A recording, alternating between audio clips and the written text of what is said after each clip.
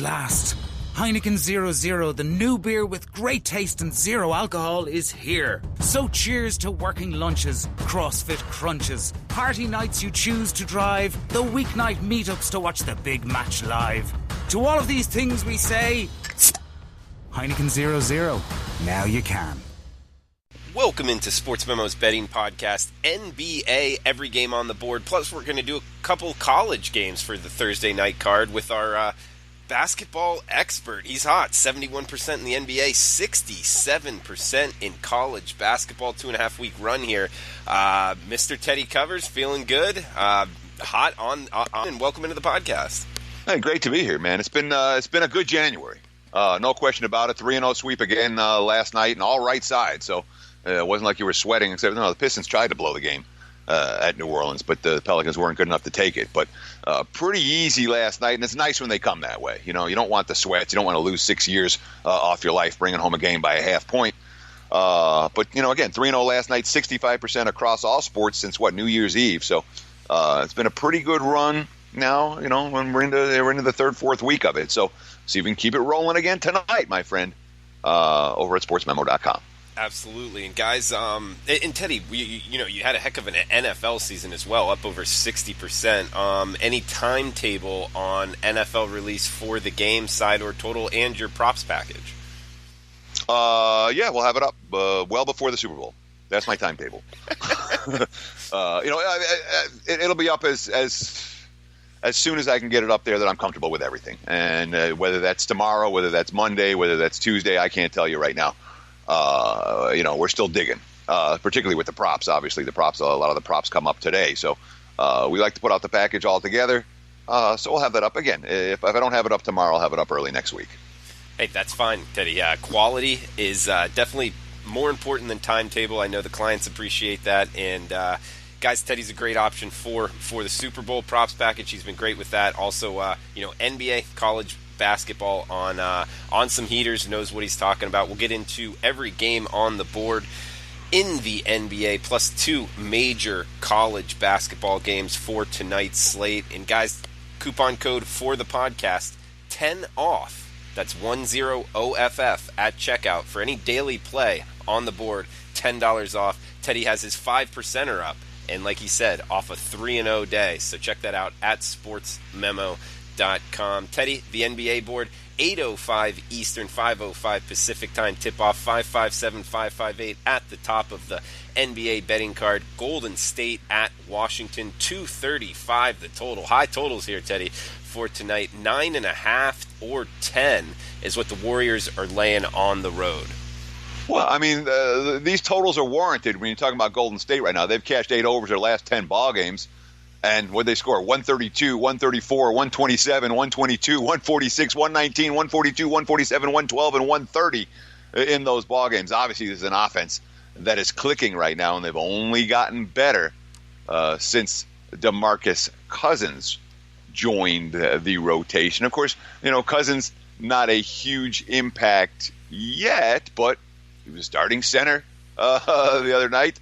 21 minutes. And again, 2 of 9 shooting, 8 points, 9 boards, 5 assists, 4 fouls. It's not like they're relying on Cousins for everything right now.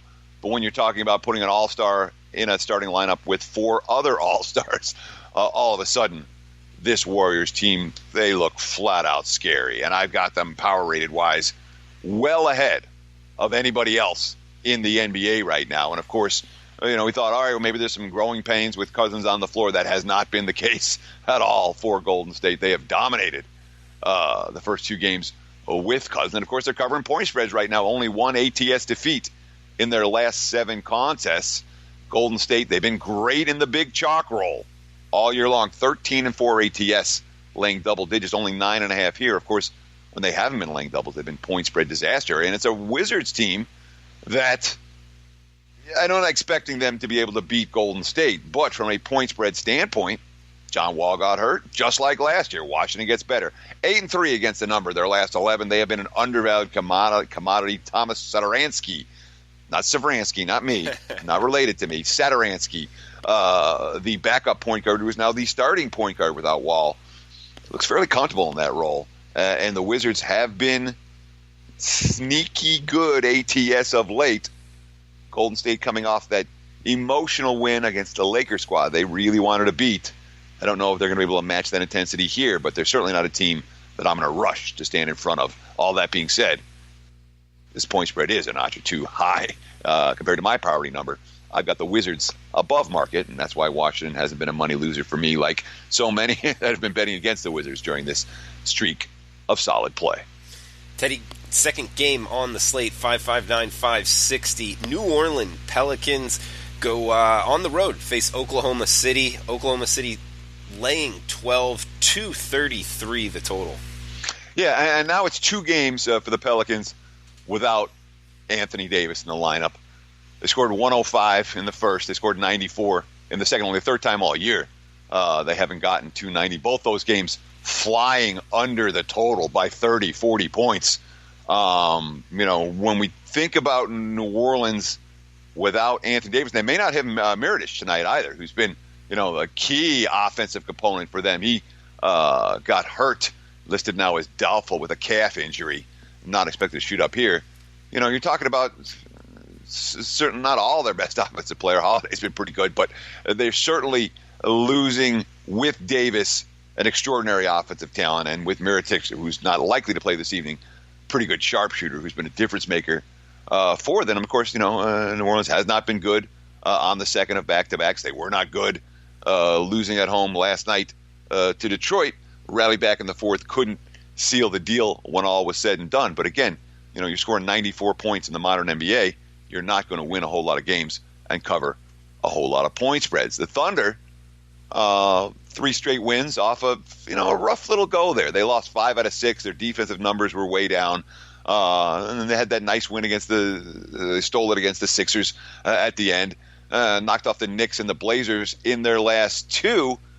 Both good shooting. They were out rebounded by 15 against Portland the other night, but good shooting saved them in that contest. Defensively, this Oklahoma City team is nowhere near where they've been for most of the season. Their recent numbers are weak. They've allowed 50% shooting in their last 5 ball games, 39% from beyond the arc. They've been out rebounded by 5 boards a game. It's an OKC team that is not playing their best basketball right now by any stretch of the imagination. Then again, neither are the Pelicans. Teddy, you bring up modern NBA and only scoring 94 points, and that's just not going to cut it. I want to ask you a question about the totals market, because I'm not in the NBA betting markets every day, checking out the numbers. Just not the sport that I spend most of the time on. But it seems like every time we do a podcast and I'm trying to immerse myself in it, I'm seeing totals in the 230s all the time, 220s. I mean, the next game is the lowest total in the whole night, and it's only 219.5. When did you see this get to this point in the totals? Because I can remember, 4 or 5 years ago, we were seeing totals under 200 all the time. I mean, was this a shift just this year? Was it last year, the year before? When did you see this real push towards these high totals? Well, the market has been gradually moving in this direction for the better part of 2 decades now. I mean, we think back to the Knicks and the Rockets in the NBA Finals in, was it 94? Were the first team to 80 wins and, totals in the 160s, at the turn of the century. Those days have come and gone. Certainly when you talk about this season, the first 3 weeks of the season, there was a rule change in the offseason, a significant one when it came to resetting the shot clock after an offensive rebound. It used to reset to 24 seconds. Now it only resets to 14 seconds. So you see teams get in their offense a lot quicker after the offensive rebounds. And the impact of that rule change in particular was on display right from the get-go of the season. If you were betting overs the first 3 weeks of this NBA season, you did very, very well. Since that time, the markets have certainly caught up with where scoring has been, and you're seeing what you tend to see in the NBA long term, which is the unders and overs pretty close to 50-50 over the long term. But obviously, it's close to 50-50 because these totals are so much higher than they were. I'm just looking for the season. And, for the season, we're talking about, 50.6% overs. So it's not. It has, the markets catch up. That's what they do. And I'm guessing after the first 3 weeks, like you stated, it's probably under 50%. Meaning, if I'm been sure. betting on unders, you've probably been getting the better of it. Good stuff, Teddy. Thanks for explaining that, guys. Teddy's has his 5% play up in college basketball. He's off a 3-0 night, been good in both college and NBA, so check that out. And with the coupon code 10OFF, that's 10OFF at checkout, you can take $10 off of that, off of any play on sportsmemo.com. Brett Crow also has a 5% up there, and he's on a heater as well. So make sure to check out sportsmemo.com for your Thursday night betting card. We got 561, 562. Portland at Phoenix up next. Looks like Portland 7 or 6.5, depending where you're shopping. 219.5 or 220 the total, Teddy. Yeah, the Suns are in the midst of another losing streak, 5 in a row. Returned home off a winless road trip where they had two 2-point losses and two blowout losses, 2 close games, 2 ugly games, and then returned home and had a pretty ugly game against Minnesota. So if the form remains the same, one bad, one good, one bad, one good, this is supposed to be a step-up spot for Phoenix off of that dismal showing. I don't trust the Suns to do a whole lot, this team, and especially when it comes to, like, if Phoenix has a lead early, if Phoenix has a lead at halftime, the teams that are playing for lottery picks are not teams that I want in the second half of these ball games. And the Suns team that's allowed 122 points on 48.5% shooting over their last 5 is not a team that I'm particularly interested in backing, especially being that they've been out-rebounded by 13 boards a game during this span.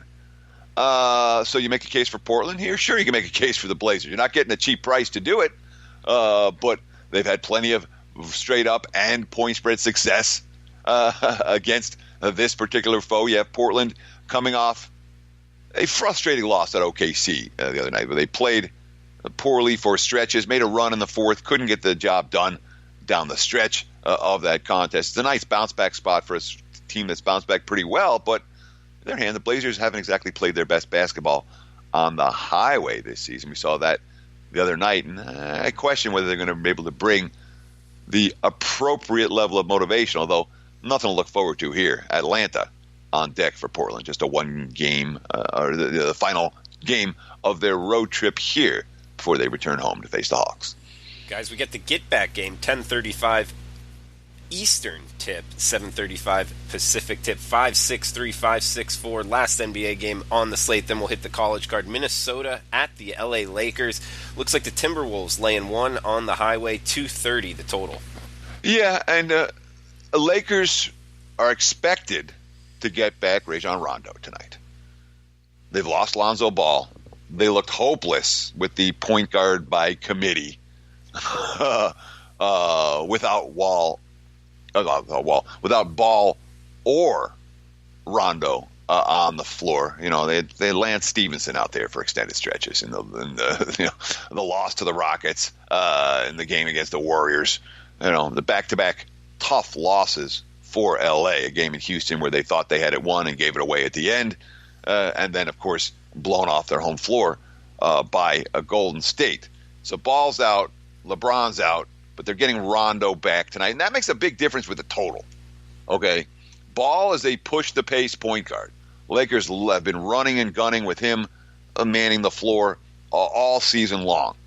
Rondo's not. Rondo's a half-court guy. And when you can think about what the Lakers' totals have been and what the total is for this ball game, and you think about how Rondo's style and what the Lakers are looking to do in the half court with him on the floor, the total does appear a little bit high. That being said, the money's come a little bit to the over in this contest. Not sure yet how much Rondo we're going to see tonight, but when he's on the floor, I'm expecting the Lakers' pace to slow, potentially significantly. Teddy, 34 and 18, 65% all sports the last 3.5 weeks, 71% in the NBA, 67% in college basketball the last 2.5 weeks, and he's got his 5% big ticket game of the week going tonight up at sportsmemo.com, and with the coupon code 10OFF at checkout, can take $10 off. Brent Crow's also got a 5%er up in college basketball. He's been hot. Bunch of other plays on the board. Check out sportsmemo.com Sportsmemo.com. We got college basketball. Going to hit a couple games here. 6-17, 6-18, Teddy. Michigan State at Iowa. Big one in the Big Ten. This one, total getting hit towards the under 155 now, and it's also 5.5 with the Spartans laying on the road to a very skilled Iowa Hawkeyes team, Teddy. Yeah, Iowa's making me money. They've been really good in recent weeks at beating the teams that they are supposed to beat. 5 straight wins for the Hawkeyes, who they've beaten Nebraska. Nebraska's pretty good. Northwestern's not that good. Ohio State's not that good. Penn State's not that good. Illinois' not that good. They've been beating up the dregs of a very competitive Big Ten conference. And when you get an opportunity to face the Northwesterns and the Illinois and the Penn States of the world, you've got to take advantage of those. Iowa has done that.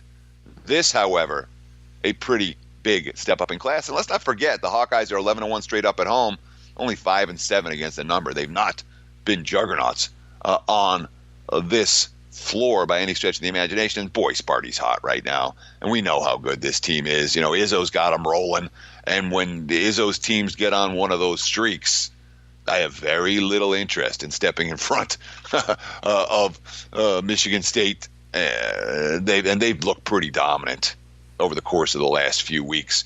At home, on the road, doesn't seem to matter a whole lot. I can understand why the Spartans have taken money in this ball game. We're talking about, with bet down earlier. Now we're seeing it back up to 5.5 in many spots. Total wise seems a little bit high for a Michigan State game. Iowa wants to push that pace. I don't know if Spartan's going to let them do that, but certainly you can understand why Michigan State is the popular choice here, despite the fact that Ohio has played good basketball of late and good basketball at home. They're not the class in this matchup. Yeah, you bring up the total kind of high for a Michigan State game. I think that's an interesting angle of this game, Teddy. I mean, Michigan State has held 4 of their last 6 opponents under 60 points, and Iowa goes up and down the court and can put the ball in the bucket. Are you in the camp where the team that wants to slow the game down can slow the game down more times than not, or you think the team that wants to push the pace can kind of control it? When the team that's good wants to slow the pace down, they tend to be able to impose their will. Iowa's not getting transition buckets against Michigan State, certainly not transition buckets in bunches. So you would expect the Hawkeyes to have to execute their half-court sets if they're going to be successful straight up or against the spread this evening. Good stuff, Teddy. We got 629, 630 up next. North Carolina State at Louisville, 155.5 or 156. The total looks like Louisville laying 4.5 at home. Yeah, and when you look at the statistical profiles from these two teams, they're really comparable. You're not seeing a whole lot of edge, and you say, well, given that situation, and given that NC State, they're a 15-3 squad that's ranked in the top 20 in the country, boy. They seem like an attractive proposition. They beat Louisville last year and in fairly comfortable fashion, and they've proven the ability to win on the highway. We saw them go in Miami and get the win. We saw them win at Notre Dame in their last contest, and obviously they're taking money here. But you wonder a little bit. Louisville's last 3 games have been as good as anything I've seen from them all year. They blow out North Carolina. They blow out Georgia Tech. They beat up on BC. They didn't get the number. They were laying 10.5 against BC, only won by 10. Of course, if you shopped around, you probably got a push in that one. But you wonder if the switch has been flipped on for the Cardinals. Certainly from an offensive standpoint, this team's a notch or two better than Louisville in terms of offensive efficiency, 3-point shooting, everything but free throw shooting. Free throw shooting tends to matter a lot in this point spread range. Absolutely, Teddy. And guys, his 5% plays up there at sportsmemo.com off a 3-0 night. Been great in college basketball, been great in the NBA. With the coupon code 10OFF at checkout, you can take $10 off. Teddy, anything you want the listeners to know about before we shut this podcast down? I want them to know that I appreciate them listening. Thank you for taking time out of your busy day to listen to me and Drew talk about hoops. Hopefully we gave you some good info, and hopefully you can use that to cash a few wagers this evening and beyond. Best of luck, enjoy the games. We'll talk to you next time. All right, guys. Thanks for tuning in. Best of luck with your bets. We'll be back tomorrow with the college basketball betting podcast. Thanks for tuning in. Hear that? That's the sound of your car's NCT getting closer. But this year, why not rely on an Avantcard loan rather than luck? If it's time to upgrade your car to something newer, it's time you contacted Avantcard.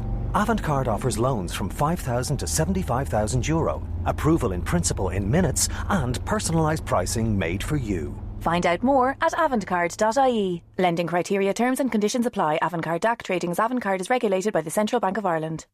At last, Heineken 0.0, the new beer with great taste and zero alcohol, is here. So cheers to working lunches, CrossFit crunches, party nights you choose to drive, the weeknight meetups to watch the big match live. To all of these things we say, Heineken 0.0, now you can.